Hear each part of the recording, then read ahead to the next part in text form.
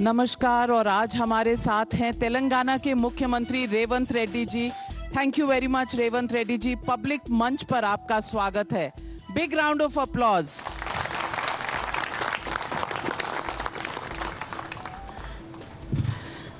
रेवंत रेड्डी जी, चुनाव का समय है, तनाव बहुत है। तनाव चुनाव में क्यों हो जाता है? कोई किसी को कुछ कह रहा है, कोई किसी को कुछ कह रहा है। That is game rule. क्योंकि पहले विचारधारा के ऊपर चुनाव होते थे। नरेंद्र मोदी जी आने के बाद जो विचारधारा सबको लोग भूल गए। चुनाव में जीतना है, बस कुछ भी करो, कुछ भी बोलो, कुछ भी वादा करो। तो ये कंपटीशन ऐसा हो गया कि एक प्लेयर अगर वो तरीका से अगर गेम शुरू किए, अगला प्लेयर भी वैसे ही शुरू करना पड़ता है, इसीलिए इतना तनाव आ गया।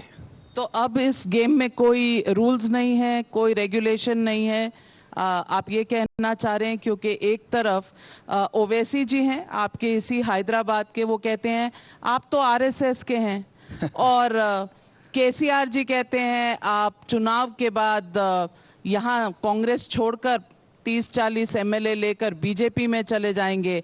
आप कहते हैं केसीआर जो है वो बीजेपी के बी टीम है, मिले हुए हैं। ये चल क्या रहा है? कौन कहां पर है?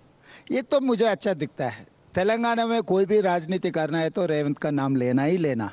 इतना मजबूरी कर दिया मैं ओवैसी को, केसीआर को और बाकी के लोगों को कि बिना रेवंत चुनाव नहीं लड़ सकते। तो मुझे अच्छा लगता है, क्योंकि चुनाव से पहले भी ऐसी बड़े बड़े बातें बोले, गलत बातें भी बोले। लोग सब सुनकर लोग जवाब दे दिए इन लोगों को। उसके बाद भी ऐसी झूठा बातों से चुनाव जीतने के लिए कोशिश करे। मगर तेलंगाना के जनता बहुत होशियार है। कौन क्या कर रहा है, कौन किसका इशारा कहाँ चल रहा है, कौन किसके साथ काम कर रहा है। मैं एक सवाल आपसे पूछना चाहता हूँ। दारुस्सलाम ऑफिस कहाँ है, आपको पता है? कौन सी असेंबली कॉन्स्टिट्यूंसी? लेकिन सवाल पूछने का काम तो मुझे नहीं, दुनिया को दिखाने के लिए मैं आपसे सवाल कर रहा हूँ। दारुस्सलाम ऑफिस गोशा महल असेंबली कॉन्स्टिट्यूंसी में है।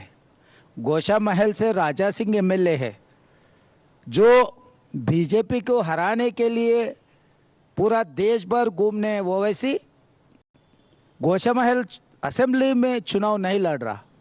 इसका मतलब क्या है? लेकिन कहते तो ये भी हैं कि कांग्रेस पार्टी हैदराबाद में ओवैसी के खिलाफ किसी को नहीं खड़ा कर रही। आप भी मिले हुए हैं कहीं ना कहीं, ताकि बिहार में, उत्तर प्रदेश में कांग्रेस का जो एक वोट बैंक है, माइनॉरिटी वोट बैंक, उसको ओवैसी ना काटे, इसीलिए आप भी मिले हुए हैं। चुनाव नहीं लड़ रहा है बोल के किसने कहा? 25 तारीख तक टाइम है कैंडिडेट्स चुनाव लड़ने के लिए। मुझे छोड़ दो, अगर सचमुच नरेंद्र मोदी जी असदुद्दीन ओवैसी को अगर चुनाव में हराना है तो क्यों वहाँ पर हिंदुओं को टिकट दिए? इसका मतलब साफ साफ है, वहाँ पर near about 60% voters are Muslims.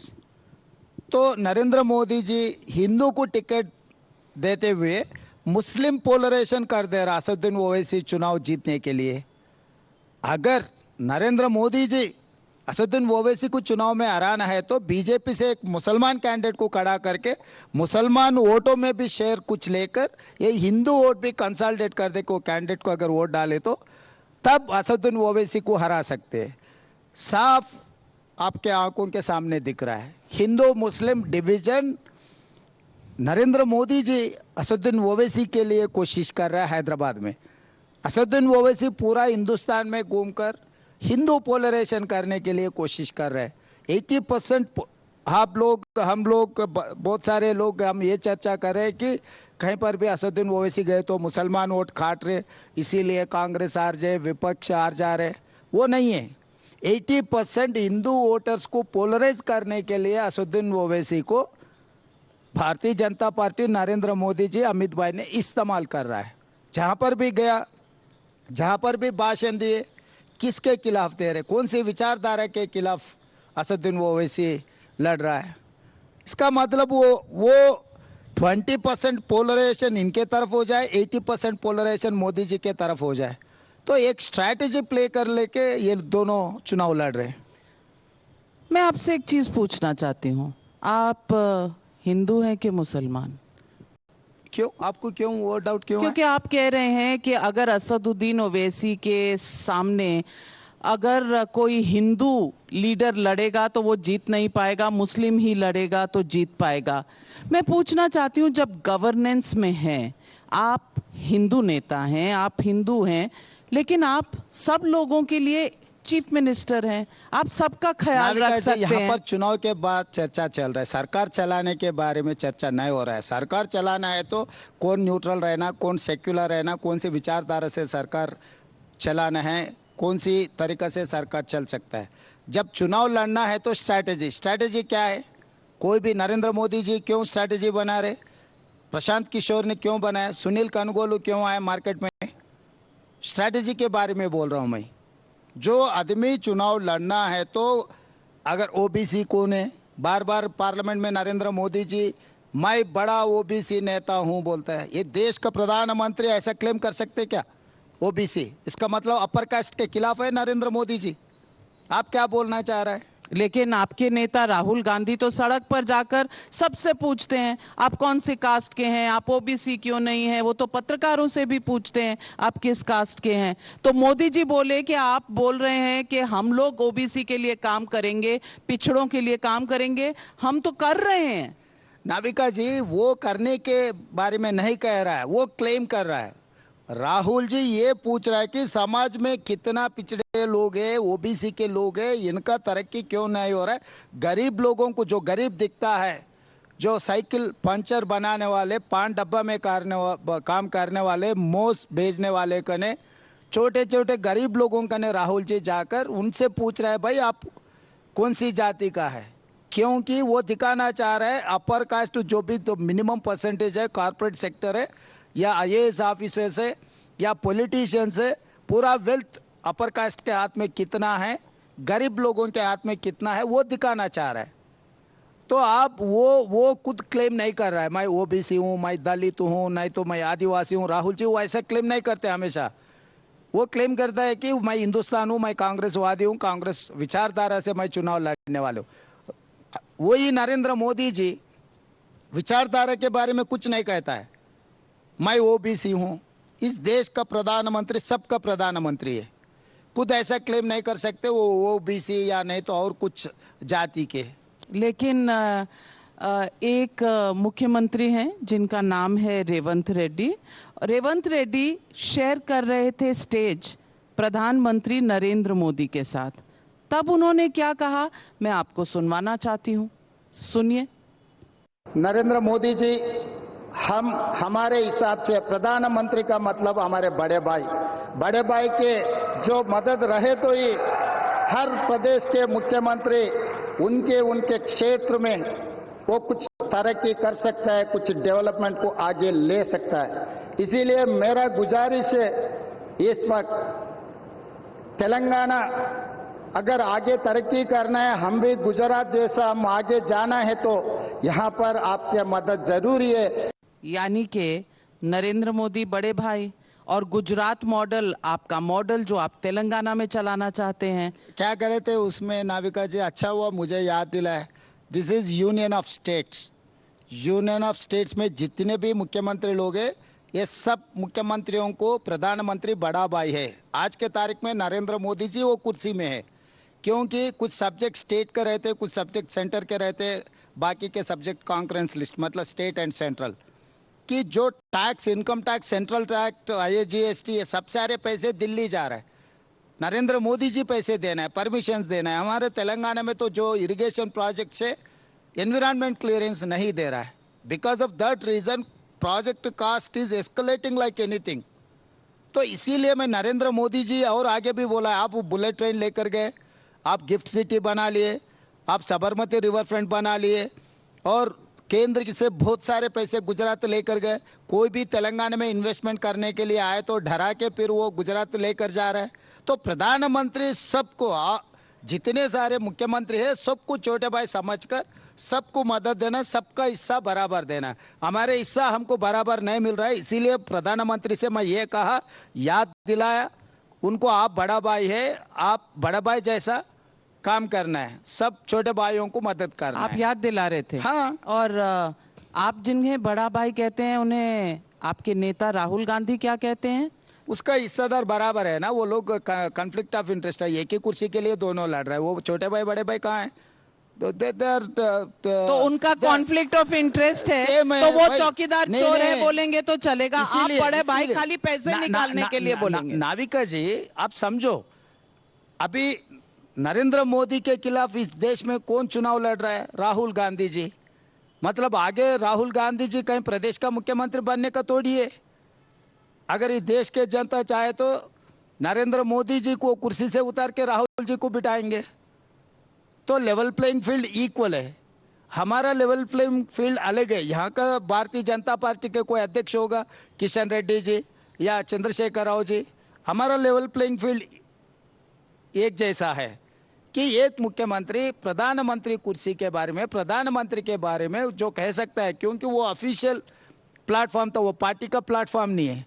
Party के प्लेटफॉर्म में मेरा भाषण एक बार सुनो, तब पता लगता है कि मैं क्या कह रहा हूँ। चलिए मैं पार्टी का प्लेटफॉर्म जो है उस पर क्या कहा जा रहा है उसकी बात कर लेती हूँ। राहुल गांधी कह रहे हैं बीजेपी और नरेंद्र मोदी को 150 सीट से ऊपर नहीं आएंगी। प्रियंका गांधी जी कह रही हैं 180 सीटें आएंगी। सिद्धारमैया जी कह रहे हैं 200 सीटें आएंगी। आप कह रहे हैं 220 से 240 आएंगी। ये कांग्रेस पार्टी वाले आपस में बात नहीं करते हैं क्या? अगर बात करते तो जो स्ट्रैटेजी आप बोल रहे हो वो भी सेम रहता और इंटरनल जो आपका सर्वे है उसका भी पता चलता। कभी कभी ऐसा हो जाता है, हम भी पत्रकारों से ज़्यादा बात करते हैं ना, जो पत्रकार हमें दिखाएंगे वो हिसाब से कभी कभी हम लोग भी गलत फहमी में चले जाते। तो एक बात प्रियंका जी, राहुल जी, सिद्धरामैया जी एक ही बात कहा, आप कन्वीनियंटली वो भूल जा रहे। ईवीएम नहीं है तो नरेंद्र मोदी जी चुनाव नहीं लड़ सकते। नरेंद्र मोदी जी का भरोसा EVM, ED, income tax, CBI, Adani, Ambani, ये नरेंद्र मोदी जी परिवार है ना, वो परिवार से चुनाव जीतने के लिए कोशिश करिए। परिवार को दूर रख के अगर नरेंद्र मोदी जी भारतीय जनता पार्टी के विचारधारा से अगर चुनाव लड़ेंगे ना, तब पता लगेगा भारतीय जनता पार्टी को कितने सीट मिलने वाले हैं। रेवंत रेड्डी जी, आप तो इसी ईवीएम से जीतकर मुख्यमंत्री बने। अब आपको ईवीएम पर शक होगा तो तेलंगाना की जनता को शक हो जाएगा कि आप कैसे जीते। आपने भी तो ईवीएम फिक्स नहीं किया होगा। 100 सीट मिलने वाले थे, 65 में रुक गए नाविका जी। हम लोग 100 सीट हमको मिलना था, हमको भरोसा था, उम्मीद था 100 सीट मिलने का। तो वो लोग समझे कि 19-20 में इधर इधर हो जाएंगे। इसीलिए प्रदेश में जो ईवीएम मशीन आप जब चाहे तब ऑपरेट कर सकते, it is not automatically operation. Narendra Modi ji को अभी बैंक ये बहुत बड़ा चार्ज लगा रहे हैं बड़े भाई पर। नहीं, हाँ नाविका जी, आपके पैसे बैंक में है, बैंक से सीधा सीधा आपके पर्स में तोड़े आएंगे। आप बैंक जाना, दस्तखत करना, रिसीट देना, चेक देना, फिर पैसे लेना। नरेंद्र मोदी जी को भी जब जब जरूरत है तो तभी ईवीएम को इस्तेमाल करेंगे। हर बार हर छोटे मोटे चीजों के लिए वो इस्तेमाल नहीं तो करता है। तेलंगाना छोटा मोटा राज्य है। हाँ, उनके लिए तो छोटा ही है ना। एक प्रधानमंत्री को एक प्रदेश छोटे ही है। आपको लगता है कि प्रधानमंत्री नरेंद्र मोदी चुनाव ऐसे लड़ते हैं जैसे छोटा राज्य है तो ज्यादा मेहनत करने की जरूरत नहीं है? आपको लगता है, क्योंकि आप ही की पार्टी कहती है कि ये हर चुनाव ऐसे लड़ते हैं जैसे कल सुबह जीतना ही है, तो आप दोनों चार्ज कैसे लगा सकते हैं? नहीं, मैं तेलंगाना के हिसाब से बोल रहा हूँ। मैं दूसरे प्रदेशों के बारे में मुझे ज़्यादा जानकारी नहीं है, क्योंकि वो नॉर्थ इंडिया है। नॉर्थ इंडिया में तो हमें कुछ जानकारी नहीं होते, क्योंकि वो लोग अलग देश है। नहीं, अलग देश नहीं है। हम लोगों को अलग देशवासी जैसा देखते वो लोग, इसीलिए। आप अलग देखते हैं। आपने एक बार कहा था, चुनाव के बाद कहा था, मेरा तो यहाँ का तेलंगाना का डीएनए है, बिहार के डीएनए वाले यहाँ क्या कर रहे हैं। हाँ, तो यानी कि हम एक देश से नहीं है। मैं दिल्ली से आई हूँ तो मेरा डीएनए अलग हो गया। हम मजबूर हो गए, क्योंकि आप लोग जितना जबरदस्ती कर रहे हैं हमारे ऊपर। मैं एक सवाल पूछना चाहता हूं आपके माध्यम से मोदी जी, अमित भाई को। भाई प्रधानमंत्री आप ही लिए, प्रेसिडेंट ऑफ इंडिया आप ही लिए, वाइस प्रेसिडेंट ऑफ इंडिया आप ही लिए, स्पीकर आप ही लिए, डिफेंस मिनिस्टर आप ही लिए, होम मिनिस्ट्री आप ही लिए, अर्बन डेवलपमेंट मिनिस्ट्री आप ही लिए, रूरल डेवलपमेंट मिनिस्टर आप ही लिए, सब Finance सारे minister? Minister out of finance minister also she is representing Uttar Pradesh as a Rajya Sabha member. Finance. Nirmala Sitharaman, she is not representing from South. She is representing from Uttar Pradesh. She was from Karnataka earlier, representing. Andhra से भी था, अभी चला गया, इसीलिए मैं बात कह रहा हूँ ना। इससे पहले कांग्रेस पार्टी जब जब सरकार में थे, प्राइम मिनिस्टर नॉर्थ इंडिया को दिए तो president of India south India को देते थे, इसीलिए साउथ इंडिया में बहुत सारे प्रेसिडेंट ऑफ इंडियाज है। तो मोदी जी भारतीय जनता पार्टी सरकार चलाना शुरू किए, साउथ का जितने भी फंडामेंटल्स है सब सारे निकाल दिए आप लोग। तो मुर्मू जी, द्रौपदी मुर्मू जी जो एक ऐसे सेगमेंट ऑफ सोसाइटी से आती हैं और उड़ीसा से आती हैं, तो ओडिशा का अगर प्रेसिडेंट हो तो साउथ को अच्छा नहीं लगता, आप ये कहना चाह रहे हैं? कहीं से भी रहने दो, हमको कोई बात नहीं है, मगर जो साउथ का 130 पार्लियामेंट सीट्स है, यहाँ से 130 पार्लियामेंट सीट में आप कितने मंत्री दिए? मैं सीधा आपसे सवाल करना चाहता हूँ, Telugu speaking MPs are 42, we have got only 1 ministry, Gujarat is having only 26. They have got 7 ministries. Uttar Pradesh is having 62 BJP MPs. They have got 12 ministries. ये क्या? तो आपको लगता है अब बीजेपी जो सत्ता में है, उनके कर्नाटका से बहुत से हैं, क्योंकि कर्नाटका के एमपीज हैं उनके पास। यहाँ से 4 है, क्यों नहीं दिए? राज्यसभा में भी आंध्र प्रदेश से भी राज्यसभा एमपी से। मैं कांग्रेस वाले को नहीं तो और किसी को देने के लिए नहीं कह रहा हूँ, खुद के पार्टी के एमपीज रहा तो भी। तो आप चाहते बीजेपी हैं सरकार में क्यों मंत्री नहीं बना रहे? इसका मतलब they are treating south as a second grade citizens, which is not accepting for South people. और आप कह रहे हैं कि नॉर्थ गौमूत्र स्टेट्स हैं। कांग्रेस पार्टी और आपके अलायंस पार्टनर्स तो कहते हैं कि गौमूत्र स्टेट्स में बीजेपी जीतती है, साउथ में नहीं जीत सकती। तो ये भारत के 2 टुकड़े कर कौन रहा है? मोदी जी कर रहा है। कैसे? अभी आंध्र तेलंगाना में क्यों तेलंगाना हम पूछे राज? हर बार आंध्रा के लोग तेलंगाना के ऊपर जबरदस्ती किए, हमारा हक हमको नहीं मिल रहा था, हमारे पैसे, हमारा बजट हमको नहीं मिल रहा था, तो इसीलिए हम लड़के तेलंगाना लिए। आगे ऐसे ही नरेंद्र मोदी जी कहा तो साउथ एंड नॉर्थ कन्फ्रंटेशन हो जाए, क्योंकि आप साउथ को जो मिलना था, जो इससे पहले मिल रहा था, आप ये 10 साल में क्यों नहीं दिए? इसका जवाब दिए तो इसका जवाब ढूंढे तो आपको पता लगेगा कि साउथ को क्या अन्याय हो जा रहा है। तो आप कह रहे हैं कि कांग्रेस पार्टी साउथ के साथ न्याय करेगी और कर्नाटका और तेलंगाना आपके पास है। अब बाकी जगह तो आपके पास एक हिमाचल प्रदेश में सरकार है। सवाल यह है कि ना आप नॉर्थ के रहे ना आप साउथ के रहे। राहुल गांधी अमेठी से, गांधी फैमिली हमेशा जीतती थी, अब अमेठी में कोई जाने को तैयार नहीं है। एक बार चुनाव तो झारखंड भी ले लिया आपको। झारखंड हमारे अलायंस के सरकार है, बिहार में पश्चिम तक हमारा अलायंस सरकार थे, तो झारखंड भी आप बीजेपी हिस्सा में डाल दिए। कोalition है। कोalition का मतलब हमारे नहीं है क्या? आप जूनियर पार्टनर है ना? जूनियर भी हो सीनियर भी हो, हम तो पार्टनर है ना सरकार वैसे में। तो आप एमवीए सरकार में एकदम जूनियर मोस्ट पार्टनर थे, टेल एंडर जैसा क्रिकेट टीम में कहते हैं। वो तो सही है, मगर भारतीय जनता पार्टी 2 सीट थे पहले, आपको पता है? 2 में से 1 तेलंगाना से था, 1 गुजरात से, वो भी टीडीपी अलायंस में दिए तो वो 1 सीट भी जीते थे। तो कभी भी नंबर गेम हमेशा ऐसे ही रहता बोल के मत समझो। भारतीय जनता पार्टी को जिस दिन 2 सीट था, 2 एक गुजरात से, दूसरी सीट तेलंगाना से, हनुमकोंडा से, तो वही आदमी को तो 40 साल कांग्रेस कुछ क्या उस नौकरी तरफ नहीं जा दिए। रही है कि 2 उनका सीट नाम पर है आएगी? जंगारेड्डी। 40 साल उनको कुछ भी कुर्सी नहीं दिए। जिस दिन 2 एमपी था बीजेपी का, उसमें से 1 तेलंगाना, वो भी जंगारेड्डी। 40 साल जब जब सरकार में आया था भारतीय जनता पार्टी, कभी भी उनको कुछ मौका ही नहीं दिया था, गवर्नर या राज्यसभा या कुछ भी। तो नॉर्थ में ऐसा रहा। वेंकैया नायडू जी यहीं से आते हैं और वेंकैया नायडू जी वाइस प्रेसिडेंट रहे हैं इस देश के, चेयरमैन ऑफ राज्यसभा रहे हैं, वो मिनिस्टर रहे हैं। रेवंत रेड्डी जी, आप कुछ थोड़े बहुत चीजें नहीं नहीं, भूल क्यों जाते हैं। प्रेसिडेंट ऑफ इंडिया नहीं बनाए? वेंकैया नायडू को क्यों दिल्ली से हैदराबाद को भेज दिए? क्या गुनाह किया था? भारतीय जनता पार्टी का प्रधान कार्यदर्शी था, अध्यक्ष था। जब वेंकैया नायडू जी अध्यक्ष था तब वो नरेंद्र मोदी जी जनरल सेक्रेटरी था। तो वेंकैया नायडू को वॉलंटियर रिटायरमेंट क्यों दिए आप लोग? वो तो राजनीति छोड़ना नहीं चाह रहा था।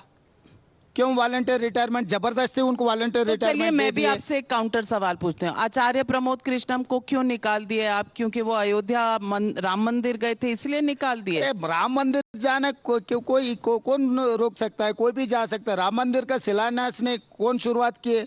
राजीव गांधी जी ने किए। लेकिन 22 जनवरी नरेंद्र को तो मोदी जी बॉयकॉट तोड़ी किया। किए। नहीं नहीं, नरेंद्र मोदी जी तोड़ी किए। राजीव गांधी जी ने शिलान्यास को परमिशन दिए, अलो किए थे। तो ये तो हिस्ट्री है, आपको भी तो पता है। बॉयकॉट क्यों किया प्राण प्रतिष्ठा को? अरे वो बीजेपी पॉलिटिकल इवेंट बना रहे। वो राम सबका बीजेपी से भगवान कोई है। भी नहीं था, खाली नहीं, प्रधानमंत्री। अद्वानी जी को क्यों नहीं आने दिए? अद्वानी जी को क्यों लेकर नहीं गए? अद्वानी जी को क्यों नहीं आने दिए? मुरली मनोहर जोशी को क्यों नहीं आने दिए? उमा भारती जी कहाँ थी? ये सब सारे जिस दिन अयोध्या में जो हुआ था तब जो लोग हाजिर थे सब लोगों को निकाल दिए। खाली मोदी जी उस दिन आपका वीडियो विजुअल्स दिखाओ आप।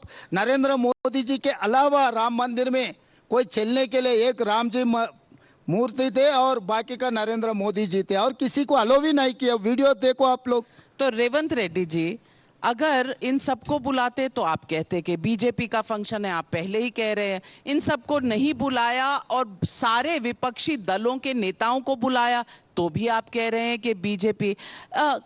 मुझे लगता है कहीं ना कहीं कैलकुलेशन में कुछ गलती है, स्ट्रैटेजी में कुछ गलती है। अंडरस्टैंडिंग इसमें आप गलत रास्ता में जा रहे हैं। बीजेपी इतना इन्फ्लुएंस कर दी है कि बीजेपी जो बोल रहा है, वो व्हाट्सएप यूनिवर्सिटी जो बोल रहा है वो ही सही है बोल के ऐसा एक माहौल बना के छोड़ दिए। वो चुनाव से पहले जो जो जो पूजा करते वो लोग सब बोले मंदिर पूरे नहीं हुए, आधा पूरा करके अगर ऐसा प्रारंभोत्सव किए तो ठीक नहीं रहेगा बोल के बहुत सारे संत लोग नहीं आए। इसका जवाब कभी दिए नहीं। आप जब टेम्पल पूरे नहीं हुए, चुनाव आ रहा है बोल के आप जल्दी जल्दी से भागम दौड़ में क्यों प्रोग्राम ले लिए? ये पॉलिटिकल इवेंट नहीं है। आपको क्यों लगता है जल्दीबाजी चुनाव के लिए? अभी मोदी जी कुछ भी कहने दो, कुछ भी बोलने दो, कुछ भी करने दो, चुनाव जीतना। इसीलिए राहुल गांधी जी ये बात कहते रहता है हमेशा, मोदी जी को चुनाव जीतने के अलावा कुछ काम ही नहीं करते। देश का तरक्की, पिछड़े लोगों को, दलित, आदिवासी, ओबीसी जो भी है, अनएम्प्लॉयड यूथ के लिए, महिलाओं के लिए कुछ सोचदारा नहीं है, कुछ काम करते नहीं। खाली चुनाव, चुनाव के बाद चुनाव, चुनाव के बाद चुनाव, इसी में लगातार लगते रहता है। ये ठीक नहीं है देश के लिए। यही है राहुल गांधी जी का स्टेटमेंट। और जो सनातन के खिलाफ आपके अलायंस पार्टनर डीएम के नेता ने कहा, उसके बारे में आपको लगता है जो कहा वो ठीक कहा? वो गलत है। कौन ठीक बोला है? वो उनका माइंडसेट है, उनका माइंडसेट। वो उनको आपका बोलना पार्टनर है वो ना। तो और क्या? कांग्रेस पार्टी से परिवार में भी अलग अलग सोचदार रहते हैं, अलग अलग सोच रहते हैं, अलग अलग बात होते रहते हैं। भारतीय जनता पार्टी में बहुत सारे लोगों को मैं दिखाता हूँ, परिवार में दो पार्टी में है सो वाले, husband and wife also they are in different parties in Bharatiya Janata party. तो इसको हम क्या कह सकते हैं? कोई इंडिविजुअल कोई कुछ के उनके माइंडसेट से कुछ कहा तो वो इंडिविजुअल स्टेटमेंट है, उसके लिए हम जो बोलना है वो बोलेंगे। आप उस अलायंस पार्टनर, उस सरकार के पार्ट हैं। तो क्या कुछ भी बोल सकते हैं? कुछ भी बोल सकते हैं। नहीं, कुछ बोले तो गलत रहा तो गलत बोल के हम बोल सकते हैं। उनका लेकिन किसी ने बोला नहीं कांग्रेस पार्टी से। मैं बोल रहा हूँ ना, मैं तेलंगाना प्रदेश का अध्यक्ष हूँ, मैं मुख्यमंत्री हूँ, मैं कह रहा हूँ ना। मेरा स्टेटमेंट को क्यों नहीं लेते आप? क्यों मेरे को कोई जिम्मेदारी नहीं है क्या कांग्रेस आप पार्टी कह रहे हैं में? कि ये जो सनातन धर्म के बारे में कहा था वो गलत है? बराबर गलत है। किसी धर्म के खिलाफ कोई बोले तो वो ठीक नहीं है। आपको लगता है इसका असर कांग्रेस यूनिटी पार्टी इन पर? डाइवर्सिटी, हर आदमी का, हर जाति का, हर धर्म का अलग अलग नियम है, अलग अलग नियम अलग अलग लोग मानते हैं। हमारा नियम हम मानते, उनका नियम उन मानते, मगर किसी के नियम के खिलाफ, किसी के धर्म के खिलाफ कोई भी कुछ कहा तो वो ठीक नहीं है। वैसे वैसे लोगों को पनिशमेंट देना जरूरी है। तो आप वो इस्लाम हो, सिख हो, ईसाई हो या हिंदू धर्म हो, तो उदयनिधि स्टालिन को पनिशमेंट देना चाहिए। जरूर देना है, क्या क्यों नहीं? अच्छा, पनिशमेंट देना चाहिए। हाँ, जो सिस्टम चलना है, सिस्टम तो प्रिवेल हो जाना है। सिस्टम तो मोदी जी डिमोलिश करके छोड़ दिए। अभी जितने भारतीय जनता पार्टी के लोग जितने जितने गंदे गंदे बातें बोले बाकी लोगों के खिलाफ, आप मोहम्मद प्रवक्ता के खिलाफ बीजेपी का प्रवक्ता क्या कहा आपको तो पता है। खाली पार्टी से सस्पेंड कर दे के छोड़ दिए, क्यों जेल को नहीं भेजा है? तो फिर आपकी पार्टी में कई लोगों ने कंगना के लिए जो कहा, कंगना रनौत के लिए कि क्या भाव चल रहा है, वो सही कहा। नविका जी, हम भारतीय जनता पार्टी को कांग्रेस रोल मॉडल है क्या? अगर वो मान लिए तो अभी चर्चा ही नहीं है। अगर हम गलत कर रहे बोल के आप, जब भारतीय जनता पार्टी वाले कह रहे हैं आप सही करो भाई, आप पनिशमेंट दे दो, आप अच्छा है ना, आप राम जी के वारिस है ना, तो राम जी के वारिस आप लोग को सुधारो देश को। सवाल ये है रेवंत रेड्डी जी कि क्या देश के लेवल पर जो आप कहते हैं 150 सीटें आएंगी, 200 सीटें आएंगी बीजेपी की, तो कांग्रेस की कितनी सीटें आ जाएंगी, कहां रोक लेंगे? क्योंकि इस बार लगभग 330-340 सीटों पर कांग्रेस लड़ रही है, और अगर कांग्रेस इतनों पे लड़ रही है तो उसको शायद सरकार बनाने के लिए 90-95% का स्ट्राइक रेट लाना पड़ेगा। आपको लगता है कांग्रेस के लिए पॉसिबल है? इसीलिए हम लोग इंडिया अलायंस बनाए। सरकार बनाने के लिए अलायंस का जरूरत हम मान लिए, इसीलिए हमारे अलायंस पार्टनर्स को बराबर हिस्सा दिए। अलायंस में हम सरकार बनाएंगे। हम अकेले सरकार बनाते बोल के कभी नहीं कहा, ना राहुल जी नहीं कहा, ना खड़गे जी नहीं कहा। हम लोग इंडिया अलायंस इस बार सरकार बनाने वाले। UPA 1, UPA 2 also alliance partners थे, तो इसीलिए अलायंस पार्टनर्स को। बंगाल में आप अलायंस पार्टनर्स के साथ लड़ रहे हैं। आज ममता जी का स्टेटमेंट है, कोई भी आकर बोले कि हम इंडिया अलायंस से है, मत मानना, खाली तृणमूल कांग्रेस को वोट देना। वहां पर लेफ्ट पार्टीज, एनी राजा वायनाड में कह रही हैं कि राहुल गांधी लेफ्ट पार्टी से क्यों लड़ रहे हैं, उनकी बीजेपी से अगर कॉन्टेस्ट है तो वाराणसी से प्रधानमंत्री नरेंद्र मोदी के खिलाफ क्यों नहीं लड़ रहे। वायनाड की 41% मुस्लिम पॉपुलेशन वाली सीट पर आकर क्यों लड़ रहे हैं। ये अलायंस कहते हैं आप? बराबर अलायंस है, स्ट्रैटेजी है। This is not alliance, this is an strategy, political strategy. Pre elections alliance, post elections alliance. Pre elections में कुछ स्ट्रैटेजी है, पोस्ट इलेक्शंस कुछ स्ट्रैटेजी है। प्री इलेक्शन में एक दूसरे को गाली दो और पोस्ट इलेक्शन में साथ में बैठकर राज करो। अगर ऐसे बात कहा तो नीतीश कुमार जी, नरेंद्र मोदी जी कितने बार लड़ लिए, आज क्या कर रहे वो लोग? इससे पहले येडियुरप्पा, नरेंद्र मोदी जी का क्या पंचायत था, क्या बन गए? गाली जनार्दन रेड्डी भारतीय जनता पार्टी और नेता लोगों को क्या क्या कहा, आज भारतीय जनता पार्टी में ज्वाइन हो गए। अजित पवार ने भारतीय जनता पार्टी के खिलाफ बहुत कुछ कहा, आज भारतीय जनता पार्टी अलायंस में वो पार्टनर है। नवीन जिंदल, अशोक चौहान, कितने लोगों का नाम लेकर तो वो तो सब आपकी पार्टी छोड़ छोड़कर भाग तब हमारे पार्टी में था, नरेंद्र मोदी जी के खिलाफ इतना कहा, और नरेंद्र मोदी जी इन लोगों को करप्ट बोल के बहुत बार कह चुका है। फिर ये पूरा करप्ट लोग बीजेपी में ज्वाइन होते वॉशिंग मशीन में वॉश कर दिए, सफेद हो गया। पर आप मान रहे हैं कि ये करप्ट थे? एकदम आप मान रहे हैं कि ये करप्ट थे जब आपके साथ? आप इल्जाम लगाए, आपके मतलब नरेंद्र मोदी जी, भारतीय जनता पार्टी ने इल्जाम लगाए। आप तो मानना है ना आपका बात को। हम क्या कह रहे हैं, यहाँ पर जरूरत नहीं है। आप इल्जाम लगाया था, ये सबके सारे करप्ट बोल के आप लोग कहा था, मगर वो करप्ट लोगों को आपके पार्टी में लेके अगल बगल में बिठा लेके भारतीय जनता पार्टी ये कह रहे हैं हम करप्शन के खिलाफ लड़ेंगे, करप्शन जो कर रहा है जेल को भिजवा देंगे। कैसा विश्वास कर सकते हैं आपके बातों को? आप बात कुछ कह रहे, काम कुछ कर रहा है। आज रेवंत रेड्डी जी इज ऑन फायर। जनता के सवाल है, पब्लिक मंच है, तो जनता के कुछ सवाल लेंगे। जनता से कौन सवाल पूछना चाह रहा है, हाथ खड़ा करे और माइक हम आपके पास पहुंचाएं। यहाँ फ्रंट रो में। तेलंगाना के लिए खास तौर पर आपकी स्ट्रैटेजी, क्योंकि आप पीसीसी प्रेसिडेंट है कांग्रेस पार्टी के और स्टेट के मुख्यमंत्री भी है, आम जनता की तरफ से एक तरफ से बीआरएस 16 सीट क्लेम कर रही है, एक तरफ भाजपा वो तो 17 सीट क्लेम कर रही है। कांग्रेस पार्टी का तेलंगाना के लिए क्या स्ट्रेटजी है? कितना सीट आपका टारगेट है और इलेक्शन का अहम मुद्दा क्या होगा तेलंगाना के लिए? मैं तेलंगाना के लिए डेवलपमेंट का स्ट्रैटेजी अलग है, पॉलिटिकल स्ट्रैटेजी अलग है। मैं डेवलपमेंट स्ट्रैटेजी पॉलिटिकल स्ट्रैटेजी दोनों मिला के नहीं बोल सकता हूँ। वाइब्रेंट तेलंगाना बनाना चाह रहा हूँ। वाइब्रेंट तेलंगाना 2050 मास्टर प्लान हम लोग तैयार करें। वो मास्टर प्लान के हिसाब से हम लोग किसानों के लिए क्या करना है, निरुद्योग युवता के लिए क्या करना है, इंडस्ट्रीज़ को कैसे डेवलप करना है और तेलंगाना में इन्वेस्टमेंट कैसे लेना है, वो प्लान अलग है। हम 10 साल सरकार में रहने वाले हैं। 10 साल के लिए परफेक्ट प्लानिंग बना रहा हूँ। तो Telangana India is one of the best state. मतलब हम लोग गुजरात से भी बेहतर तरक्की करके दिखाएंगे। हम मेट्रो लाइन लेंगे, हम मूसी रिवर फ्रंट बना देंगे और रीजनल रिंग रोड भी बना देंगे। All along with regional ring road railway line बना देंगे। सब सारे हमारे तेलंगाना को हम इतना डेवलपमेंट कर देंगे। और राजनीति और कितना दिन है? 20 दिन है। 20 दिन के लिए मैं आज साफ साफ कह रहा हूँ 14 सीट हम लेकर छोड़ेंगे। चुनाव से पहले केसीआर ने भी ऐसे ही कहा था 100 सीट चुनाव में जीतने वाले हैं। मैं बोला था ये नहीं होने वाले, इस बार कांग्रेस पार्टी सरकार बनाने वाले। तो वही ऐसे ही हंसी मजाक उड़ा रहे थे हमारे के खिलाफ। 5 सीट है, 5 सीट वाले कैसे सरकार बना सकते? सरकार बना के दिखाए ना। 111 सीट था केसीआर का ने, अभी कितना मिला उनको? 40 भी नहीं मिले।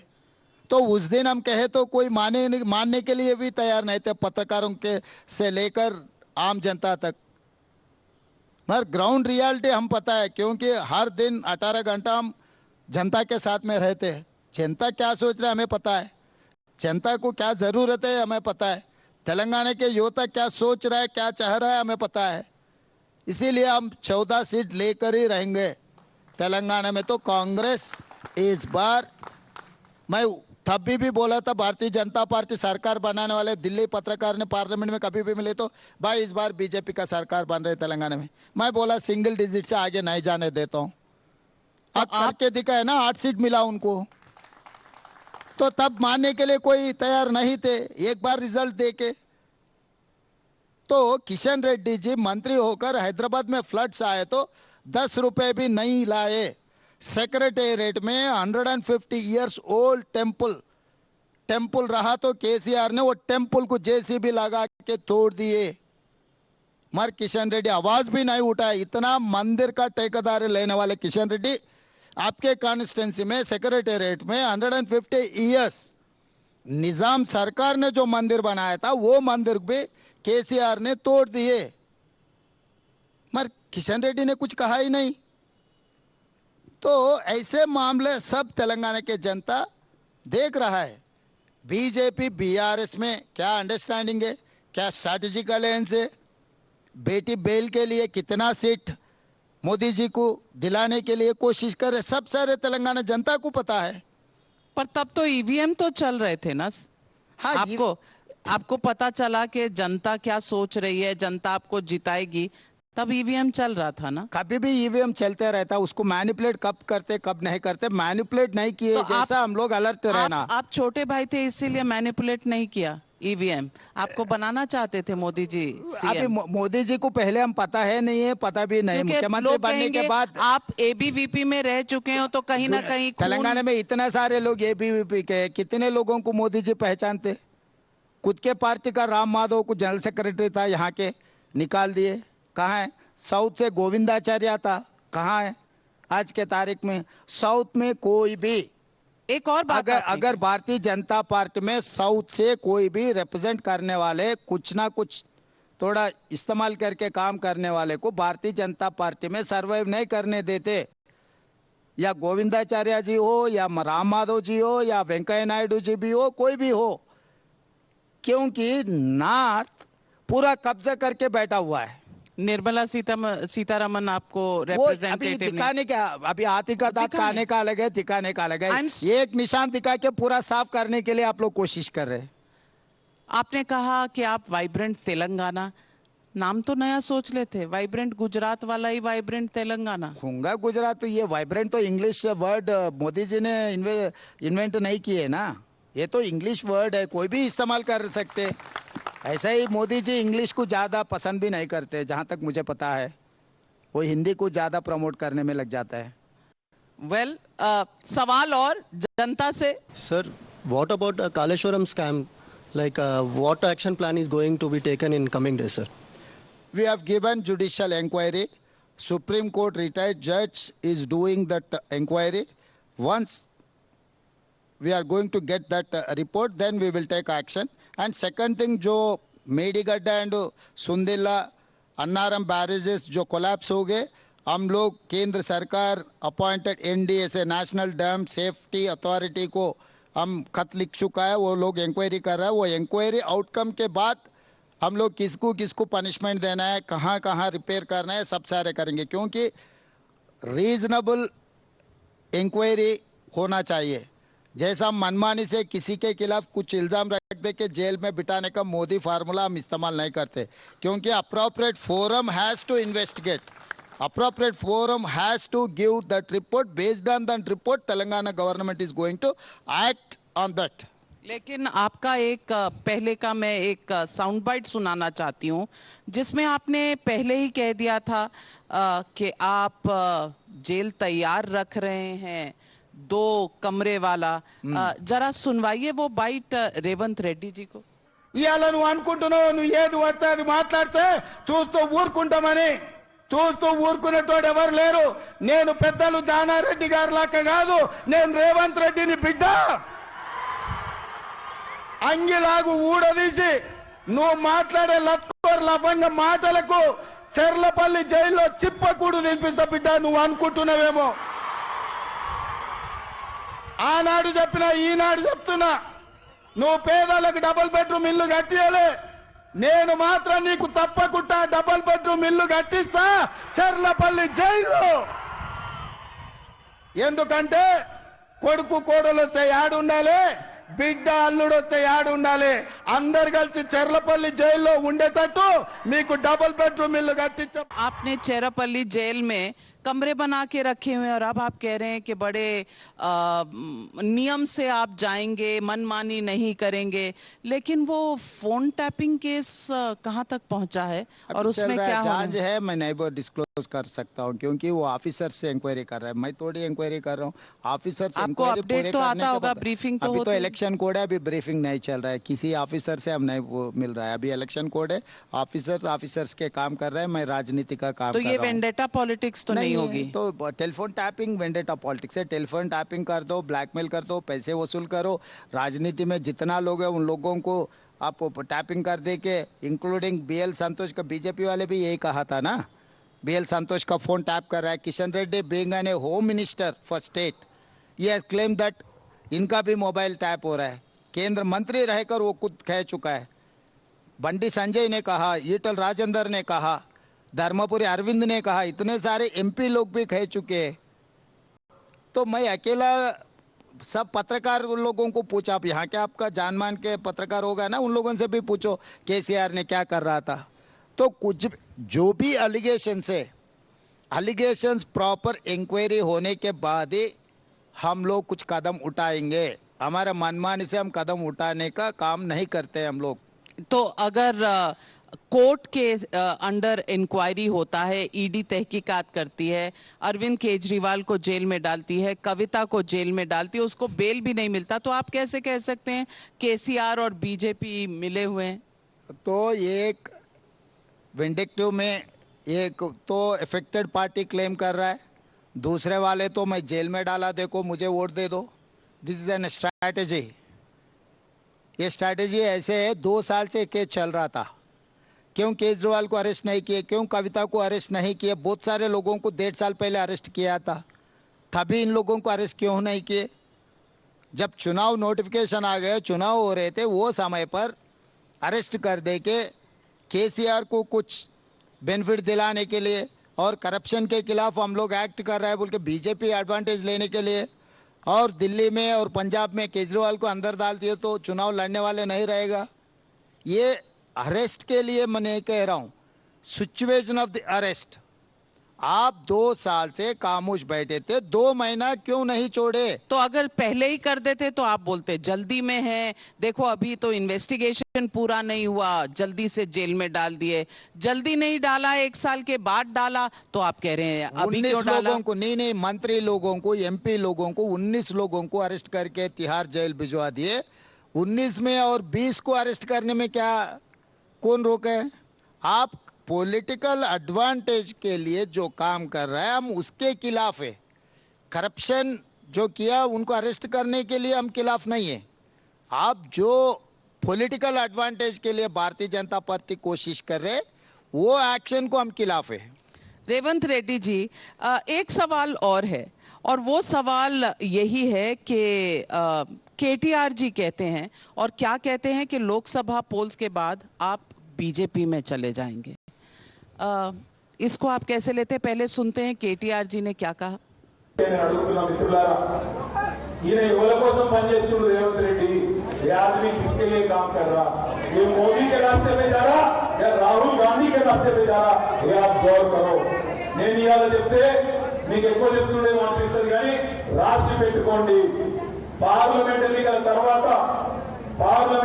తర్వాత తెలంగాణలో కూడా తప్పకుండా రాజకీయంగా చాలా మార్పులు జరుగుతాయి. అందులో ముఖ్యమైన మార్పు అతి పెద్ద మార్పు ఏంటంటే నెంబర్ 1 జంపింగ్ స్టార్ ఎవరంటే ఇదే రేవంత్ రెడ్డి బీజేపీ గుర్తుపెట్టుకోవాలనే మాట నేను విజ్ఞప్తిస్తా ఉన్నా. వచ్చిన ఒక 25-30 మంది ఎమ్మెల్యేలు తీసుకొని ఎక్కడ కేసులు పెడతారో ఏం చేస్తారో అనే భయంతో ఫస్ట్ జంప్ అయ్యే మనిషే రేవంత్ రెడ్డి. అందుకే నేను అడుగుతున్నా మిత్రులారా, ఈయన యువల కోసం పనిచేస్తున్న రేవంత్ రెడ్డి ये आदमी किसके लिए काम कर रहा? ये मोदी के रास्ते पे जा रहा या राहुल गांधी के रास्ते पे जा रहा? ये आप गौर करो. నేను ఇవాళ చెప్తే మీకు ఎక్కువ చెప్తుండేమో అనిపిస్తుంది కానీ రాసి పెట్టుకోండి. పార్లమెంట్ ఎన్నికల తర్వాత తెలంగాణలో కూడా తప్పకుండా రాజకీయంగా చాలా మార్పులు జరుగుతాయి. అందులో ముఖ్యమైన మార్పు అతి పెద్ద మార్పు ఏంటంటే నెంబర్ 1 జంపింగ్ స్టార్ ఎవరంటే ఇదే రేవంత్ రెడ్డి బీజేపీ గుర్తుపెట్టుకోవాలనే మాట నేను విజ్ఞప్తిస్తా ఉన్నా. వచ్చిన ఒక 25-30 మంది ఎమ్మెల్యేలు తీసుకొని ఎక్కడ కేసులు పెడతారో ఏం చేస్తారో అనే భయంతో ఫస్ట్ జంప్ అయ్యే మనిషే రేవంత్ రెడ్డి. అందుకే उनके शक्ल में देखा है ना कितना फ्रस्ट्रेशन है। तो पागल बन गया सरकार जाने के बाद। केसीआर ने आज पत्रिकाओं में मैं देखा था, केसीआर ने कल ये कहा रेवंत रेड्डी नहीं जाने वाले, भारतीय जनता पार्टी में आपस में लड़ लेंगे, कांग्रेस और भारतीय जनता पार्टी लड़ लेंगे, हमको कुछ एडवांस मिलने वाले। मतलब केटीआर बात को केसीआर ने नहीं मान रहा है। तो मैं 18 साल से अपोजिशन में बैठकर इंडिपेंडेंट जेडपीटीसी, इंडिपेंडेंट एमएलसी, 2 बार एमएलए, 1 बार एमपी, आज मुख्यमंत्री बनाए। तो कभी पावर पॉलिटिक्स के लिए हम भागा नहीं उन लोगों के जैसा। तो लेकिन हम लोग 21,000 लोग वर्कर लेवल पर कांग्रेस छोड़कर बीजेपी में चले गए हैं। बड़े नेता संजय निरुपम, मिलिंद देओरा, अशोक चौहान, गौरव वल्लभ, पता नहीं कितने कितने लोग रोज उठकर कांग्रेस छोड़ रहे हैं क्योंकि कांग्रेस में ना स्ट्रैटेजी नजर आ रही है और जो सनातन के बारे में ख्याल है कांग्रेस के, उससे लोग मेल नहीं खा रहे हैं। आपको लगता है ये चिंता का विषय है कांग्रेस के लिए? नहीं, जो लोग कुर्सी के लालच में है, कुछ चार्जेस है, वो लोग पार्टी छोड़ रहे हैं। पार्टी के लिए अच्छा है। तेलंगाना में भी चुनाव से पहले ऐसे ही हजारों में जाकर बीआरएस में ज्वाइन हो गए, कुछ लोग बीजेपी में ज्वाइन हो गए। फिर भी क्या हुआ, चुनाव में हम जीत गए और अब वापस ले रहे हैं बीआरएस से लोगों को। वर्कर्स भी एमएलए बन गए। हम खानापुर में एक वर्कर को ऐसा टिकट दिए, वो आज भी इंदिरम्मा घर में रहता है, उनको टिकट दिए कि चुनाव जिता लिए। तुंगतुर्ती में उनके खाता में 50,000 पैसे भी नहीं था दलित के, उनको टिकट दिए तो 80,000 से वो चुनाव जीत कर आए। तो बड़े नेता लोग लालच में जो पार्टी बदल के चला गया, वर्कर्स को, गरीब लोगों को मौका मिले। जब क्राइसिस आएंगे तब लीडर्स एमर्ज हो जाएंगे। तो हम क्राइसिस को हैंडल करने के लिए, कांग्रेस को बहुत बड़ा एक्सपीरियंस है। इमरजेंसी के समय पर, इमरजेंसी के बाद बहुत सारे क्राइसिस कांग्रेस पार्टी देख चुके हैं। इमरजेंसी तो आपने क्राइसिस देश के ऊपर डाला हाँ था। हाँ, तब कांग्रेस के लिए भी क्राइसिस बना था, उसके बाद भी सरकार बना है, इसीलिए मैं कह रहा हूँ।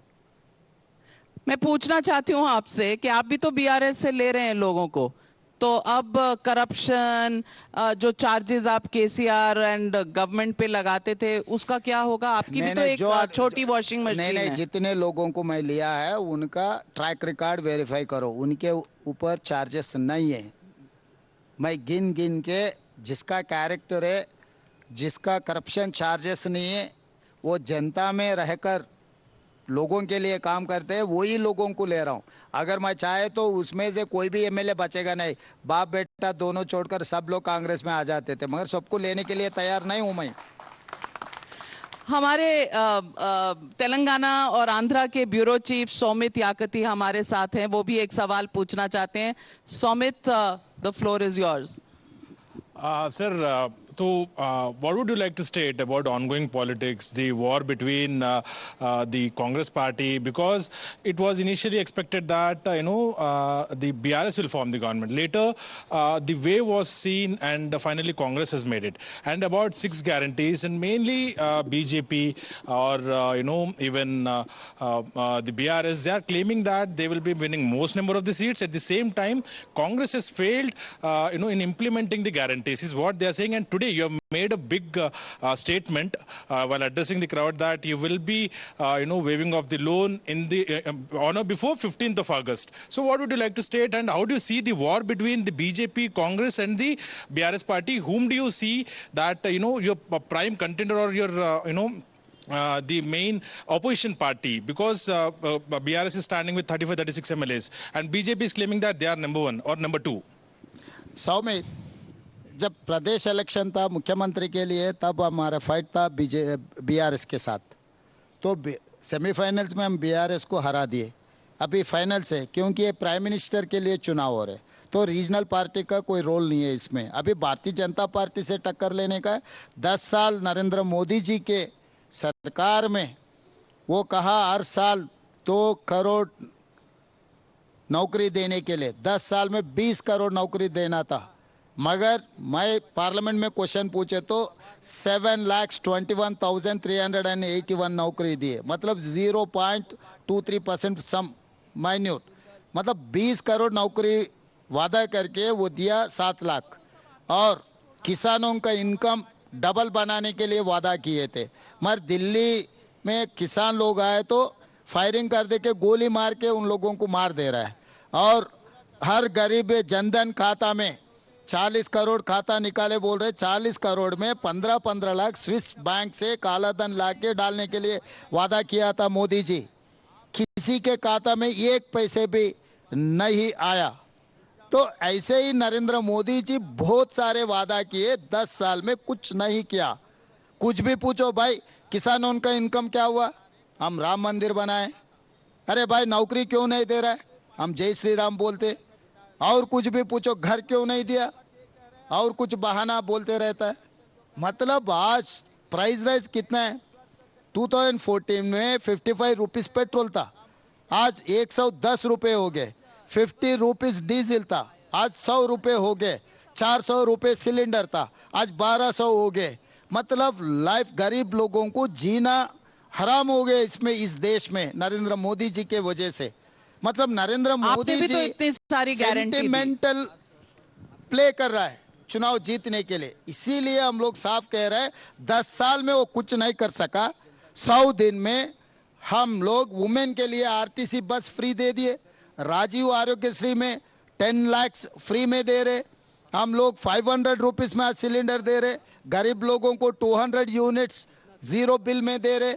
हम लोग गरीब लोगों को घर बनाने के लिए 4,50,000 घर मंजूर किए, 22,500 करोड़ हम अलॉट कर चुके। 3 महीने में 30,000 नौकरी दिए सरकार के, वो भी एलबी स्टेडियम में, आप लोग गवाह है। और ओबीसी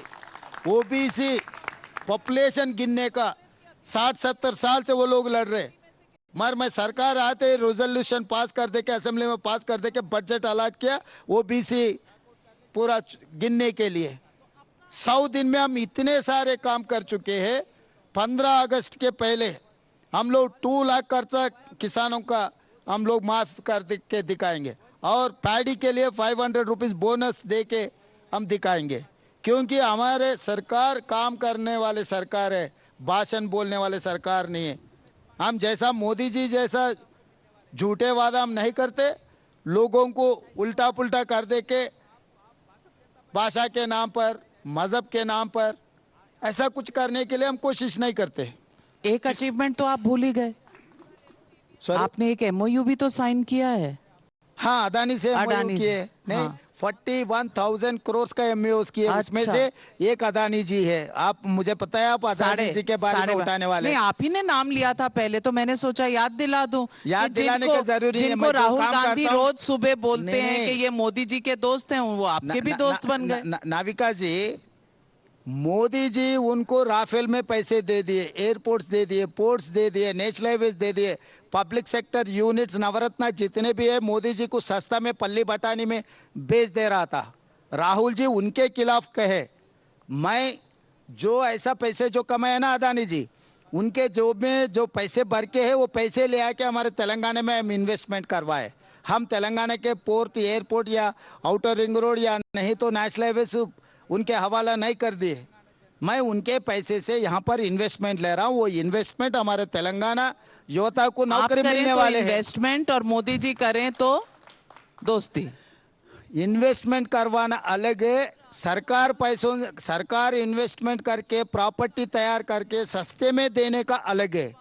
मोदी जी ये काम कर रहे हैं, मैं उनके इन्वेस्टमेंट लेकर यहाँ पर बिजनेस करवाने के लिए कोशिश कर रहा हूँ। तो रेवंत रेड्डी जी, चुनाव का पहला दौर आज हो गया है। पूछना चाहती हूं आपसे, मोदी जी तो कह रहे हैं और कॉन्फिडेंट हैं 400 पार। मैं एक बात साफ बोलना चाहता हूँ, क्योंकि नारा के लिए अच्छा है, व्हाट्सएप यूनिवर्सिटी में चलाने के लिए भी ठीक है, मगर राजस्थान में 25 सीट्स है, 25 बीजेपी को मिल गए, गुजरात में 26 है, 26 उन्हीं को मिल गए, हरियाणा में 10 है, 10 का 10 मिल गए, दिल्ली में 7 है, 7 का 7 मिल गए, बिहार में 40 है, 39 ऐसा कुछ उन लोगों को मिल गए, उत्तर प्रदेश में 62 मिल गए, वेस्ट बंगाल में 18 मिल गए, झारखंड, छत्तीसगढ़, जहां पर भी देखो भारतीय जनता पार्टी को 80% से लेकर 100% तक रिजल्ट मिले तो उन लोगों को मिला है 300। अब बात रहा साउथ में केरला, तमिलनाडु, आंध्र प्रदेश, तेलंगाना, कर्नाटका, पुदुचेरी सब मिलकर 130 सीट से 130 में 15 सीट मिले से ज़्यादा है ये साउथ से। 130 में भारतीय जनता पार्टी को मिलने का है 15 सीट। 15 सीट छोड़ दिए तो वहाँ पर 400 के चिल्लर 413 सीट्स समझो। 413 में 100% जीते तो भी 400 होने का मुश्किल है। तो इस बार और कोई पार्टी वो लोग वहाँ पर 400 चेंज में अलायंस में 330 सीट कंटेस्ट कर रहे हैं भारतीय जनता पार्टी। तो 330 सीट में अगर कंटेस्ट किए तो 400 मिलेंगे कैसे नॉर्थ में? उन्होंने 400 एंड किया साउथ में। उन्होंने साउथ नहीं साउथ में 113 में बहुत सारे सीट कंटेस्ट कर रहे हैं, उनको मिलने वाले 15 है। 130 निकाल के मैं बात कह रहा हूं आपसे। तो आप बीजेपी पे अगर 400 बीजेपी का तो बहुत एनालिसिस करते हैं, कांग्रेस के कितने आएंगे ये बता दीजिए। भारतीय जनता पार्टी का अगर 400 मिलना है तो बांग्लादेश, पाकिस्तान, अफगानिस्तान में भी कुछ सीटें ले आए तो मिला लिए तो कुछ हो सकता है। और कांग्रेस पार्टी में इंडिया अलायंस, कैम्ब्रिज कांग्रेस अलग नहीं है, कांग्रेस लीड पार्टनर है हमारे इंडिया अलायंस। तो कांग्रेस को कितनी सीटें आएंगी? अब ये पूरा मिलाए तो 272 प्लस आ जाएंगे पूरा मिलाकर। हाँ। लेकिन कांग्रेस इंडिया अकेले, अलायंस अरे कांग्रेस के अकेले कितने इंडिया आएंगे? अलायंस में 330 में से कितनी आएंगी? अभी 40, 50, 100, 200? नहीं अभी पूछे ना, मैं पूरा चाकआउट कर लेके आपको बोलूंगा। अच्छा, तो अपना एनालिसिस आप कम करते हैं। तेलंगाना से तो 14 दे देता हूं मैं, आप you mark my word. All right. Kerala में मैं 2 दिन केरला में रह चुका हूं, 20 आउट ऑफ 20 आएंगे। भारतीय जनता पार्टी कहीं पर भी डिपॉजिट नहीं मिलने वाले। लेफ्ट पार्टीज तो आपसे नाराज हो जाएंगी। नहीं मैं बात बोल रहा हूं। और तमिलनाडु में प्लस पांडिचेरी 40 को 40 हमको मिलने वाले हैं। कर्नाटक में 28 को 28 मिलने वाले नहीं, हैं। नहीं, आप भारतीय जनता पार्टी ऐसे बातें कहते हैं, मैं ऐसा बात नहीं बोलता हूँ।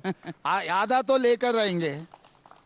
सरकार आपकी है और हाँ, आधा ही तो लेंगे। क्या? पूरा ले लो, ईवीएम अब आप ही के पास है। नहीं, नहीं, मोदी के पास है, आप मोदी के साथ नहीं है ना Navika ji. Well, on that note, Revanth Reddy, thank you very much. Public मंच पे आपने सवाल भी लिए और कड़क जवाब भी दिए, और जितना एंथुजियाज्म आपके पास यहाँ तेलंगाना में है, शायद नेशनल लेवल पर आपको कांग्रेस में इतना नाविका जी, फाइनली एंथुजियाज्म मैं एक भरना चाहिए। बात कह सकता हूँ? बिल्कुल कहिए।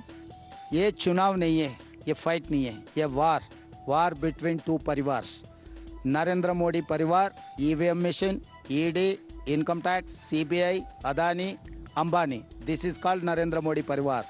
द अदर साइड परिवार, श्रीमती इंदिरा गांधी, राजीव गांधी, सोनिया गांधी, राहुल गांधी, प्रियंका गांधी, रेवंत रेड्डी, तेलंगाना जनता, हिंदुस्तान के जनता, इस परिवार है। ये दो परिवारों के बीच में वार चल रही है। इस वार में जनता जीतने वाले हैं। Well, it's war, it's really war.